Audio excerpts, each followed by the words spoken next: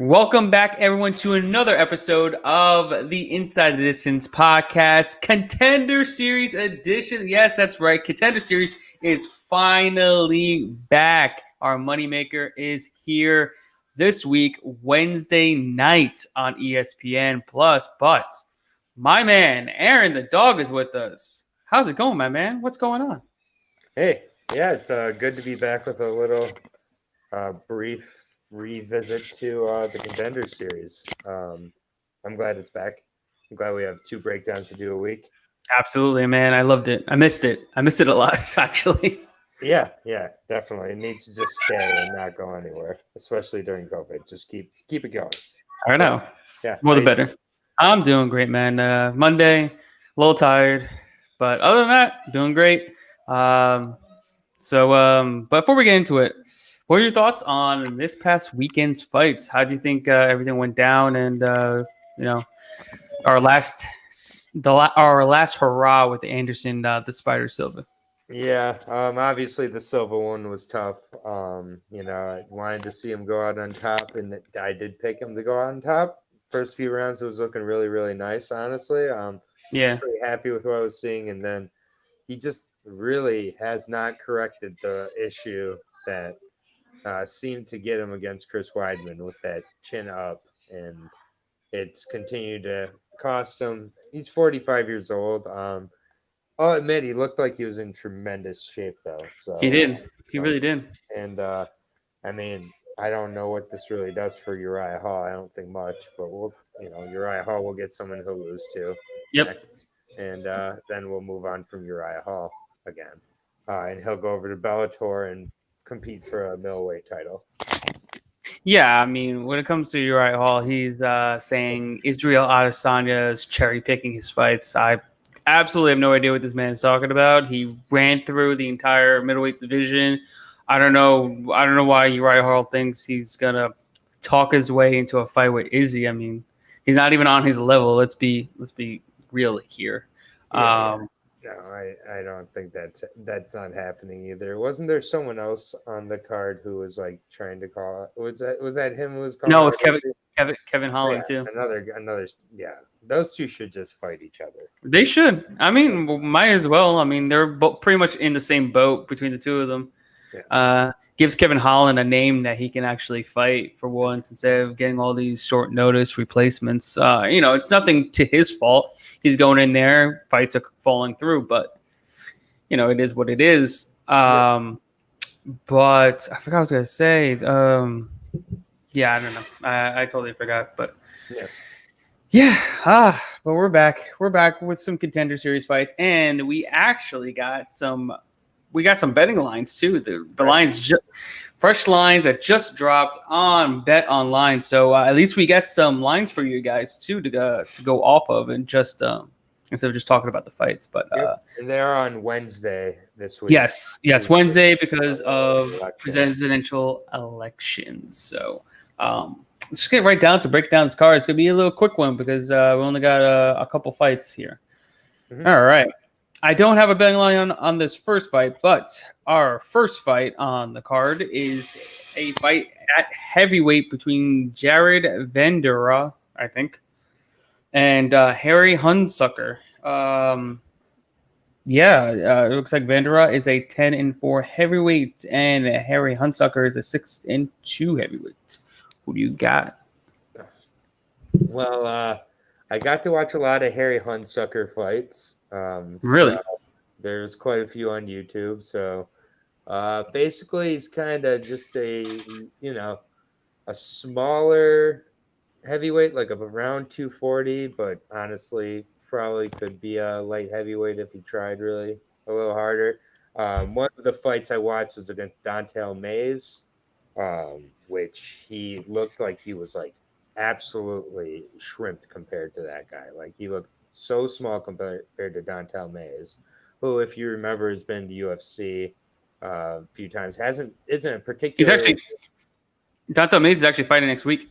Yeah, and he's not a huge heavyweight. He hits hard, of course, but like he's not like one of the larger heavyweights, I'd say. I think he's 6'7". Am I okay? Well, then I'm crazy. But like either way, this guy looks so much smaller than him. Yeah. He's like about a 6 foot tall heavyweight. Yeah, Six and that's one. yeah, he's small. He definitely Yeah, is. he's 6-1. Has fought one guy with a winning record. He was 1-0.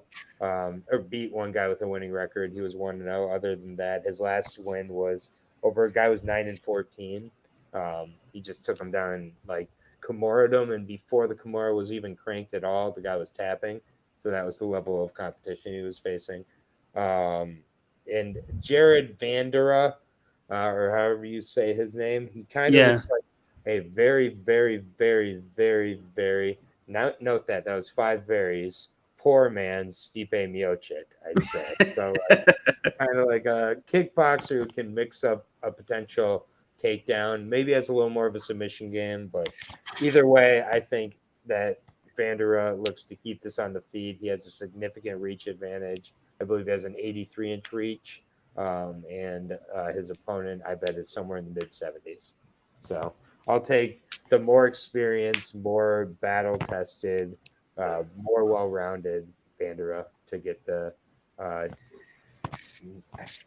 don't know. I'll say a finish just because I hope we don't see 15 minutes of low level heavyweight. Yeah, this is extreme low level heavyweight fight to start off the night. I'll take Vandera though. Yeah, I'm probably gonna have to go Vandera too, just by looking over who he's faced, who he's lost to. I mean, but he just beat Tony Lopez, who has like 100 fights. Yeah, literally 64-31. I mean, Vandera has beat a UFC, former UFC fighter in Ruan Potts. But he also lost to Vernon Lewis too. And he lost to Richard Odoms, who was 43 years old at the time in the 5th Oh round. wow, that's pretty bad. Yeah, But that was several years ago, and that was for a title. He's fought for titles, but lost. But again, way more experience than his opponent here. Chris Linebacker, who's not legit. Sorry.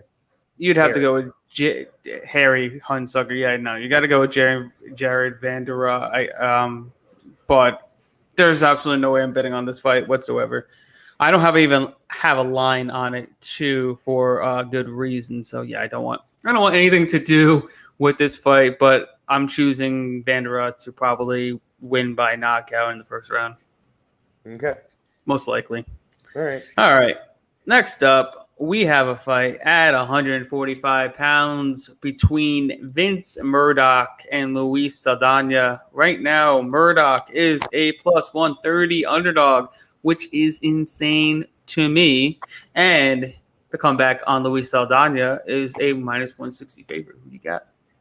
I mean, these odds makers are going to make the same mistake they made with Jimmy Flick, I guess. They didn't watch our interview last week, or my interview, but on our show with Vince, where we got to discuss a little bit of his journey. Putting all of that aside, he is the more experienced, more well-rounded, stronger of the two fighters. The thing with Saldana, I think that is maybe getting the odds makers' attention is he's 5'11". He's got a 73-inch reach compared to the 66-inch reach of the 5'6" Murdoch. Murdoch has had some trouble with some of his rangier opponents, but those are opponents who are much better than Saldana, in my opinion. Saldana is coming in on a 3-fight win streak, but he hasn't fought in a year. Vince is coming off of the brain surgery. However, he's been able to come back from that and was looking really good before that. And from what he's been able to discuss and what he's been able to show, is performing better as a result of the surgery that he had performed. So I think overall, it's, again, kind of similar to the first fight here for me. More experience, the better level of opponent, and I think Murdoch has a better overall game. I think he's going to be able to get Saldana down to the ground and keep him there. And also on the feet, I think he'll have a power advantage. So it's about keeping the fight in his range. But I do think that Murdoch is a live dog. I will be betting him as soon as it's available to me. Yeah, I don't think we're gonna get him at dog price once these lines actually open up to the public because Bet Online has extremely low limits, so you're not even allowed to bet a lot on MMA, especially the opening lines, especially on Contender Series. So they'll limit you right away. But I'm pretty sure Murdoch's either going to become a slight favorite or just a slight underdog. It's going to be much closer than the line is right now. But yeah, I'm taking Murdoch here. He's fought the better competition. He trains at the better camp. I know he's gone through a lot over the last year or so, but I mean, he was getting ready to fight Jordan Griffin, who's far better than Luis Saldana. Period. And this dude's tough, mentally tough, physically tough, and he's just got the feel good story. You know how this works on the Contender Series. You got these feel good stories. They're not going to give someone like Vince Murdoch a guy that they think he could lose to. He's going against a guy that's 13-6. He's lost 6 times. Luis Saldana probably shouldn't even be in this spot. There's definitely far better fighters at 145 pounds outside of the UFC that could probably fight on the Contender Series right now.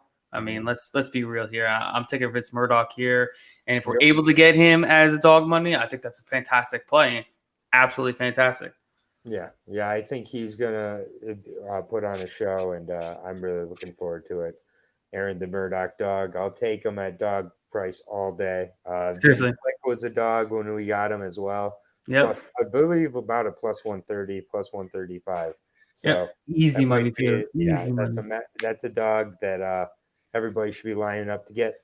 Vince is gonna come in there ready to go, and I just don't think Luis is ready. So No, absolutely. And like I said, this is the type of fights that the UFC want. They want to bring these guys that have these, backgrounds to them. They have these stories. So people, he's likable, super likable. mhm. And then he gets he gets a huge fan base, and then they build from there, keep building and building and building. Yeah. And I think that's what they want to do with Vince, and rightfully so, because I think he's a good fighter, he's a great guy, and I want to see him do well, especially after all the crap that he had to go through over the last year or so. Yeah, and it should be noted again that he wasn't making his UFC Contender Series debut when he got it cut Mhm. short. That was a UFC debut that he Yep. was making against a UFC opponent with multiple wins. So Yes, they sir. definitely thought high of him before. I think they're looking to use the Contender Series here for its proper springboard ability, and that's what they're going to do with Murdoch. I think the initial odds makers maybe looked at the paper, saw 5'11 versus 5'6. Saw 13-6 versus 12-3. Saw 2 years off, and then made the line plus 130. A line that's looking to get gassed the opposite way, I think. Yeah, I mean, if I was lighting this, there's no way I would be lighting Murdoch as a dog. I mean, I have played odds maker. I do play odds maker for an MMA organization, Icon Fighting Federation, but yeah, there's no way I would line him. I mean, if anything, I would line him opening minus 160, minus 180. There's no way he should be It a, seems a like dog that's what here. they're trying to gear it to go towards. Yeah, I think it's good. I think by time fight happens in 48 hours, I think it's going to be towards a minus 160, minus 180 line, which is where it should be, in my opinion. I agree. All right.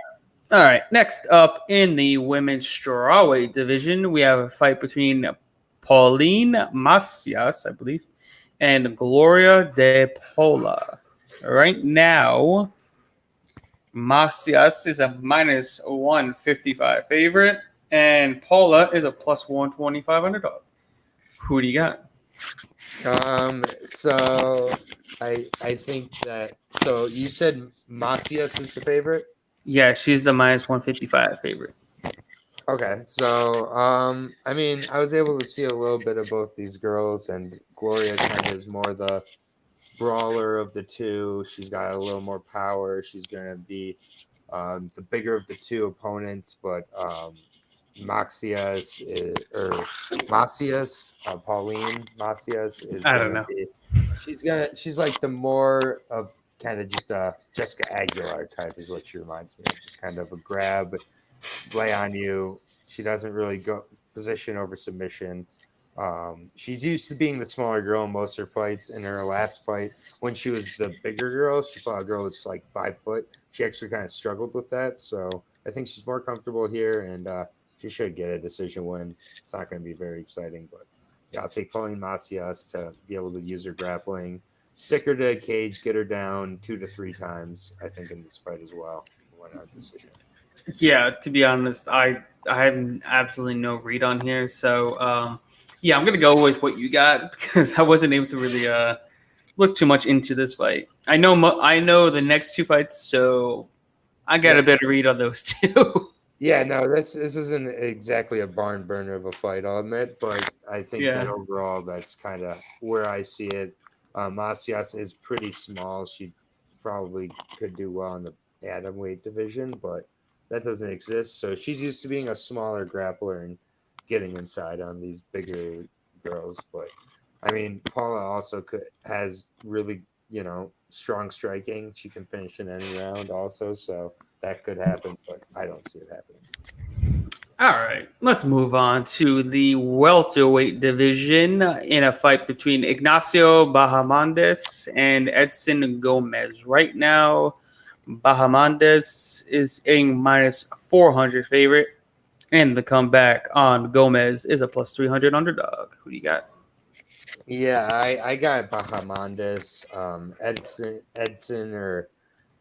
Edson Gomez is a 5'8", just kind of very, very not like imposing welterweight. Is this at welterweight? Yeah, it's welterweight. Yeah, it's at welterweight. It's crazy. I just think that, I think that he's going to be in a lot of trouble here. Ignacio is a very good kickboxer. Yeah, has very good range. Technically is much better. Gomez is going to have to make this a really, really dirty, tough kind of fight. If I'm thinking of a fight, this is similar to that you have to make this like. There was that that bantamweight we were pretty heavily on, who was very good kickboxer but couldn't stop a takedown to save his life. It was a Contender Series fight that we were pretty heavy on. So unless Ignacio has absolutely no overall MMA game, no. yeah. I've watched Ignacio fight. He's got this fight all day. I mean, this is like a no-brainer, and the line is exactly where it should be. It's probably going to get even wider than that. He's half a foot taller than him. He's good at using his range. He's a very good kickboxer. He's fought decent competition as well over at Combate Americas, and I think LFA, if I'm not mistaken, as well. Yeah, I mean, this should be an easy win for him. It's more so a showcase fight for him too. So he's probably going to get a contract as long as he finishes this fight, which he should be finishing. Yeah, I would think so as well. Edson hasn't fought since December of last year, also. So yeah, I mean, literally, Edson has to go in there and just throw hands and hope he connects, and hope that Ignacio has literally no chin, which I don't think is gonna happen. So yeah, I mean, I agree. I think this is a pretty easy one to call. Yeah. All right. So in the featured bout on this Contender Series card is a fight at light heavyweight between Carlos Ulberg and Bruno Oliveira. Right now, Ulberg is a minus 215 favorite, and the comeback on Bruno Oliveira is on plus 175 underdog. Who do you got? I think that this line is way off. I'll start there. I don't understand how Ulberg is the minus 215 favorite. I could understand him being a slight favorite since he'll be the bigger of the two, since he's traditionally a heavyweight kickboxer. He hasn't fought in MMA in a few years now. He has a few finishes in kickboxing, but hasn't fought in MMA in a few years now. Bruno Oliveira is a big man. He's 6'4", so that range will. I bet his let me look up his. If you could have his reach numbers. His reach is I don't even have it, to be honest with you. But either way, he's definitely a fighter who uses that reach. In his last fight, it was at 170, and no, it wasn't. That was at 185. Oh, it was at 185 Yeah. against Jared Gordon. Mm-hmm. Okay, it was at 185. Sorry, you made Jared Gordon look like a 170.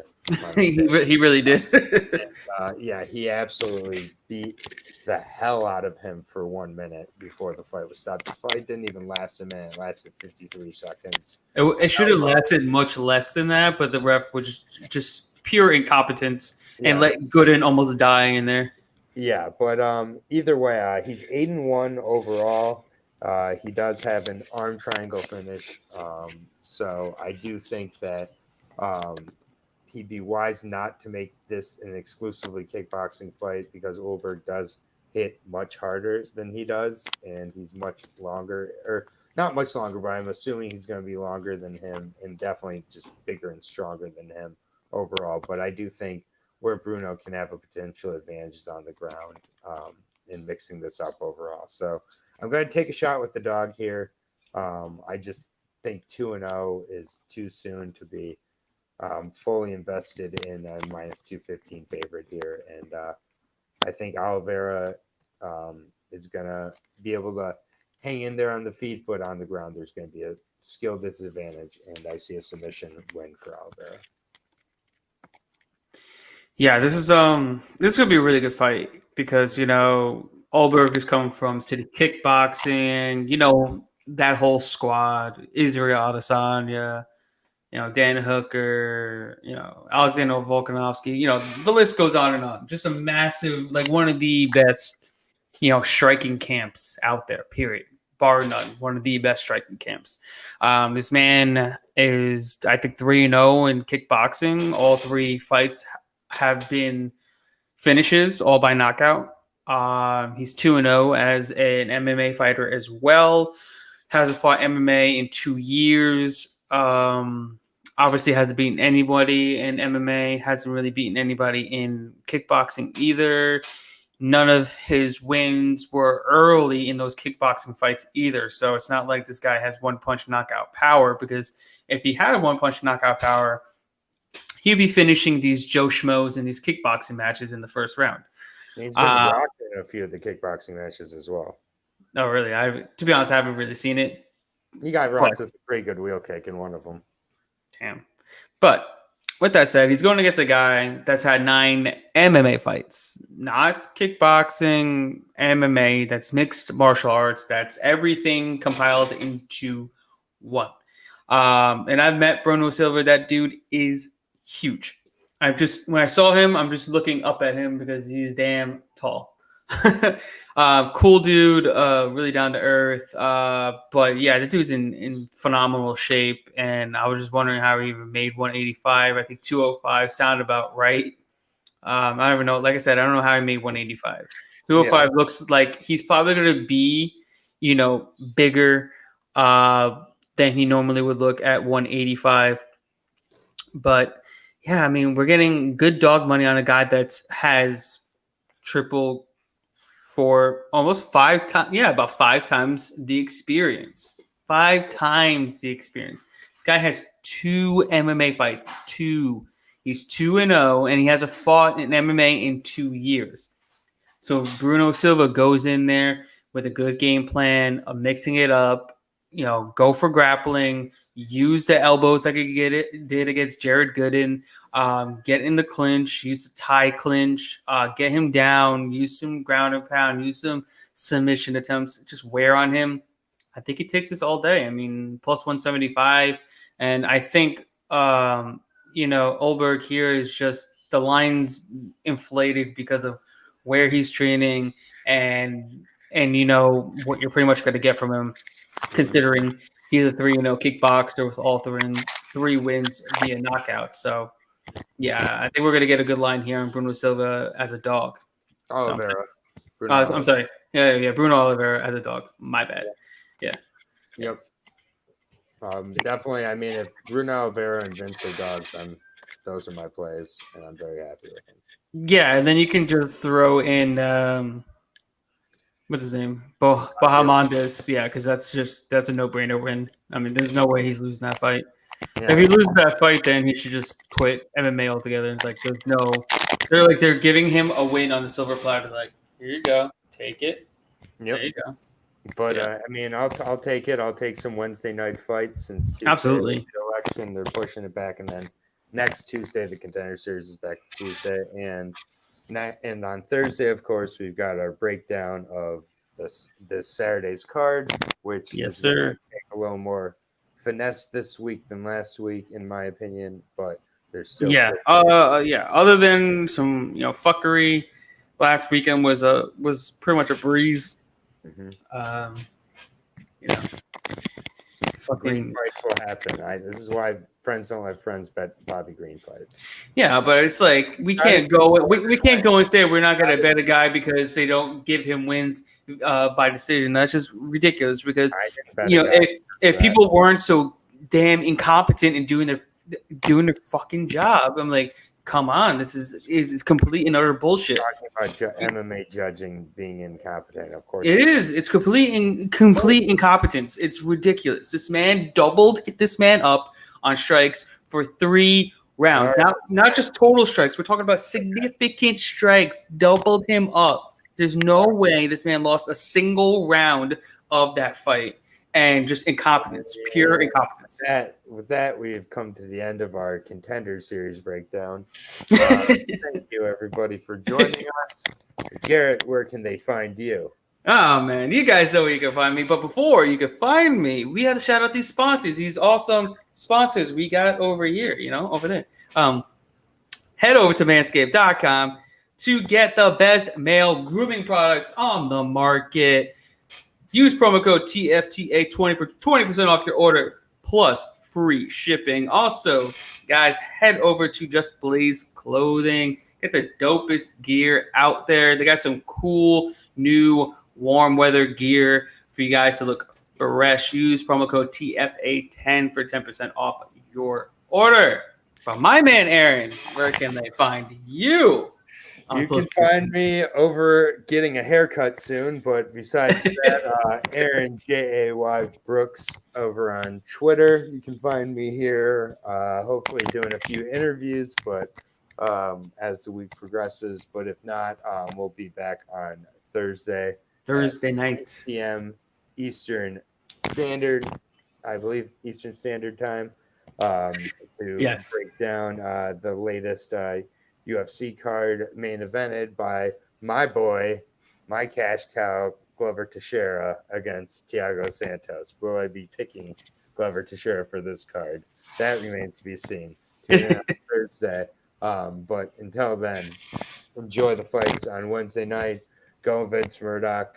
We are rooting for you, buddy, and we're absolutely after your UFC contract.